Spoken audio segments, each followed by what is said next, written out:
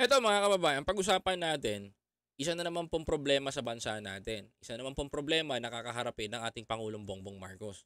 Pagkatapos, mga kababayan ko, katapos tumaas ng bigas, nagtatangka na naman po ang mga hinayupak na reseller at bibiktimahin na naman yung mga retailer natin dito.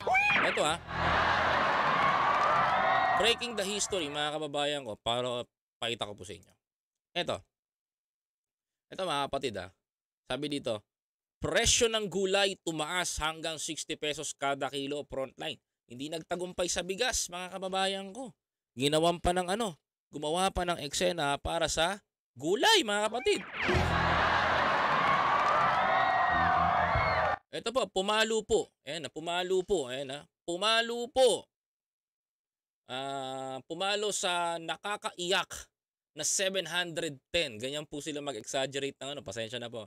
710 ang siling labuyo sa Metro Manila, maging sa ibang gulay, taas presyo hanggang 60 pesos.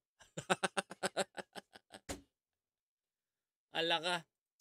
The last time, if I'm not mistaken, way back 2020, 2021, ang presyo ng sili, mga kababayan, kung umabot po ng 1,500 pesos. Labuyo labuyo. Siling labuyo sa sako. Halos nga yung inasal, wala nang maibigay na nun, mga kababayan ko. Inasal, wala nang maibigay na sili, mga kapatid. Pero ngayon, mga kababayan ko nagtatangka na naman po itong mga gate crusher natin sa loob ng kartel, pati ba naman yung gulay natin.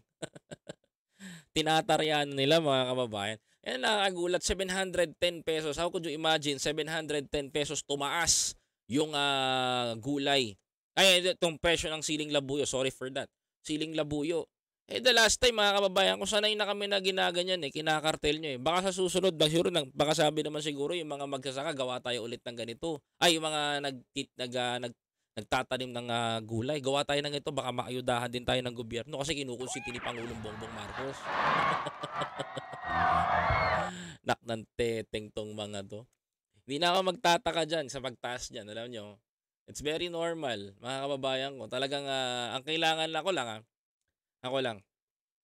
Kailangan na talaga gumawa ng gobyerno ng isang batas na magpapatibay dyan Honestly, yung mga nagbaba ng presyo ng bigas, hindi nagbaba ng presyo Hindi nagbaba ng presyo. Paparating ko to sa government.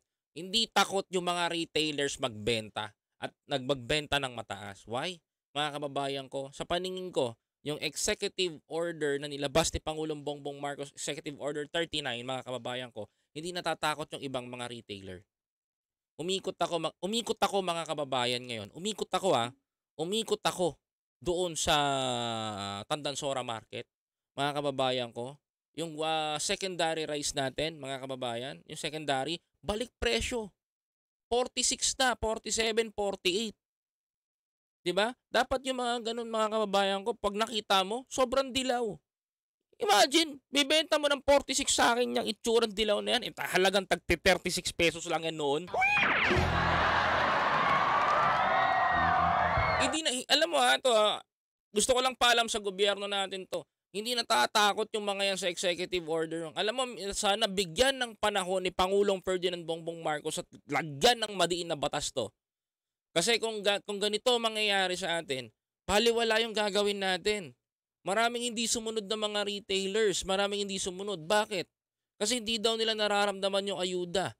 Kahit naman sino ako, ba't pa ako pupunta, pipila ako doon? May pera naman ako dito. 'Di ba mga kababayan ko?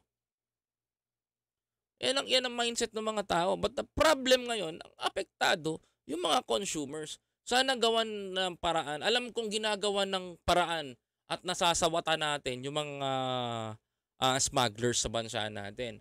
Nakikita ko naman sa sobrang sipag ng BOC natin.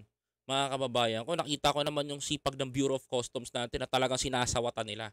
Kung meron man makapasok dito sa atin, siguro mga kababayan ko na there is a chances na 3% na makapasok pa. But ang nakakalungkot, wala na nga tayo nasasawata natin yung mga smugglers natin Ang nakakalungkot ngayon mga kababayan ko, ang pinaka nakakalungkot ngayon, itong pagtaas ng presyo ng bigas. Kasi wala na tayong importation, mga kapatid. Ang nakakalungkot pa dito, yung mga businessman na kumukuha ng bigas. Alam mo, sana bilisan ni Pangulong Ferdinand Bongbong Marcos ito bago pa tayo lamunin ng mga negosyanteng ito. Yan. Thank you po, Rexy Barbosa. Maraming salamat po. Ayun, sana bago pa tayo lamunin itong mga kartel na 'to sa bansa natin. Kailangan natin, mga kababayan ko, kailangan ng bansa natin, kailangan dito, kailangan tayo o kailangan ng gobyerno kumilos. Kailangan i-push ng government 'to na sana ibalik yung gobyerno ang nagde-distribute, gobyerno ang bumibili, gobyerno ang namamahagi. Sana ibalik 'to ng government natin. Kasi kung magkakaroon ulit tayo ng sinasabi ko sa inyong food terminal sa bansa natin, maaayos natin 'to, eh. Makokontrol natin yung taas presyo diyan, eh. Mapapababa natin yung bilihin, eh. Kaso ang problema, mga kababayan ko, wala, eh. Wala pa ako nakikitang nagpu-push nito sa Senado. Meron man ako nakitang nag-push nito, si Senator Amy pala, sorry. 'Yan, katulad niyan, na mailabas 'tong food terminal na 'to, na maibalik natin sa dati. Minsan niya nang nabanggit 'yan, eh. Kabisadong-kabisado niya, kaya nga sabi ko, ibang klase rin 'to si Manang Amy magsalita, eh, 'no. Talagang kabisado niya pa rin kahit yung mga food terminal na sinolusyunan ng kanyang ama.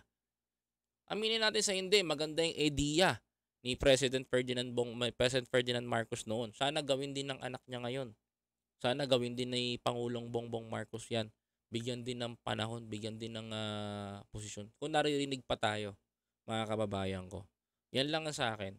Kasi sana makita itong ganitong sitwasyon, na ganitong problema. Hangga't ganito yung problem natin, hangga't ganito yung nangyayari, hangga't ganito yung mga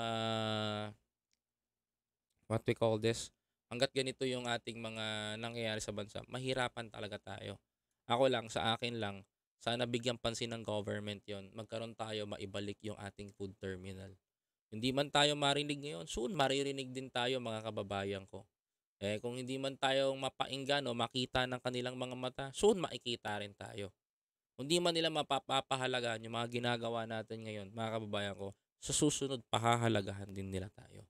Yan lang po ang sa akin, mga kababayan ko. Sana maibalik nang sa ganon, hindi tumataas baba o nagtataasan yung mga gulay at pamilihin na kailangan ng mga Pilipino.